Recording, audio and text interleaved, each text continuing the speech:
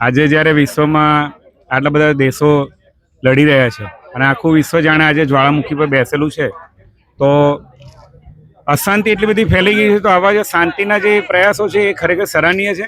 અને સ્વામિનારાયણ ભગવાનનો બી એવો સંદેશ છે જ કે ભાઈ આપણે હંમેશા શાંતિ, સુરતભાવ અને સમ જાળવવો જોઈએ. તો આપણે આજે સત્સંગીઓ રાકેશભાઈ છે અને આજે અનેક સત્સંગીઓ, વોલેન્ટિયર, સ્વયંસેવક લોકોએ આટલી બધી મહેનત કરીને જે કર્યું છે એ ખરેખર પ્રશંસનીય છે, સરાહનીય છે.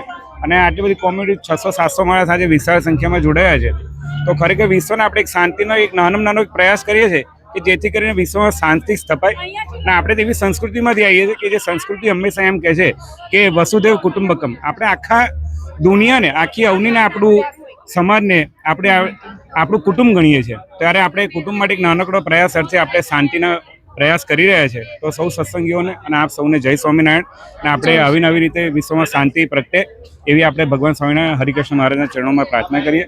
જય સ્વામિનારાયણ. જય શ્રી સ્વામિનારાયણ. ખૂબ જ સરસ મેસેજ તમે પાસ ઓન કર્યો છે. Thank you.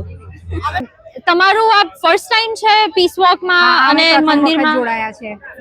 Great great. તો તમારો એક્સપિરિયન્સ કેવો રહ્યો? આજે ISSO ટોરન્ટોએ ઓર્ગેનાઇઝ કર્યું છે આ પીસ વોક, એનો એક્સપિરિયન્સ? બહુ સરસ, બધી વ્યવસ્થા બહુ સારી રીતે કરી છે અને અમે આવનારા ભવિષ્યમાં બી સૌ પ્રથમ રજીસ્ટ્રેશન કરાવીશું. Great great to hear. Thank you so much. Thank you.